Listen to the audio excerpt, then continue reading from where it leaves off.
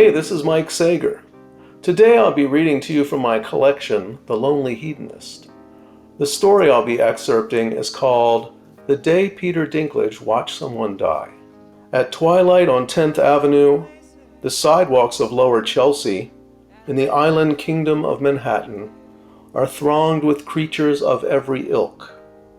Dewy working girls and snugly tailored metro boys, polyethnic couples and Euro-Turons, a burly man in a white apron splattered with blood, a fashionista pushing a rack of clothes, a bodybuilder leashed to a pug.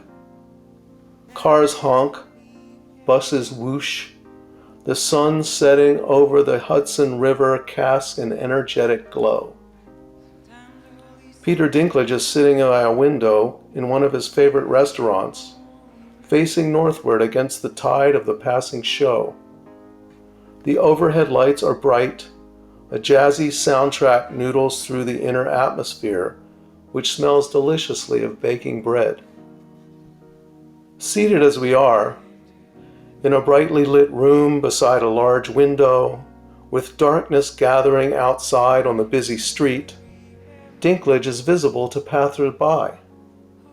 It's like he's sitting in a department store window at Christmas time. People stare, do double takes, snap selfies. Beyond the usual celebrity hubbub, there is something more. Looks of genuine wonderment, spontaneous, delighted laughter. Oh my God, it's him. Dinklage tries not to notice, but every once in a while, he kind of winces, as if the camera flashes are hurting his skin. His thick and longish hair is stuffed beneath a fuzz-balled knit cap. Though at 4'6" he is 11 inches shorter than me, he sits as if he were taller. I have to look up slightly to meet his blue-gray eyes, which seem more reflective of what's going on outside of himself than of what's happening within. The drooping set of his eyes make him look a bit sad, even when he's laughing. His heavy brow appears to be permanently furrowed in a state of weariness. He is indeed a veteran of life's odd possibilities, starting with the 1 in 25,000 chance that he'd been born with achondroplasia, a genetic disorder that causes abnormalities in bone formation. At one point, my shin makes contact beneath the table with the tip of his not unlarge Chelsea boot, the style favored by the Beatles. I do not take the opportunity to observe the distance between the sole and the floor. He is telling me a story about something that happened a number of years ago, not long after his breakout role in The Station Agent hit theaters. One morning, he says, I was walking down Melrose Avenue in Los Angeles. There was this guy on a motorcycle right in front of me, about as far away as that plant, like maybe 6 feet. And he looked right at me. He didn't wave, but he looked right at me. And then he pulled out into traffic, and this car, like, boom, killed him instantly. Holy shit, I say. And you were the last person he saw? Yes, Dinklage says. I was the last person he saw on Earth. And you connected with him. And I connected with him. And then he pulled out into traffic, and boom. See, he continues, there was an old man driving the car. After it happened, I ran into this coffee shop. They had somebody call an ambulance. And then I ran back outside to be with the motorcycle guy, but he was already dead. I didn't want to get too near him. The old man had stopped and he was slowly getting out of his car. It was the morning, so there was no one around. This was in LA where nobody walks. It was empty. So there was this quiet moment where it was like I was the only person in the world who knew this guy was dead.